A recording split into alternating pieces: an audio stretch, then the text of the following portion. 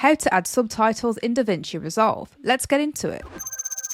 With your project open, head up to Timeline and then come down to Create Subtitles from Audio. You can fully customize these presets depending on what you need for your project. I'm just going to click Create. Davinci is then going to analyse all of the dialogue in this audio and create subtitles based on the words that are said. Once that's complete, I encourage you to watch through this to see if Davinci has got your words correct for your video. If you find it's made some mistakes, you can just simply click into the subtitle and then come into caption and then make the changes in this text box here to your captions.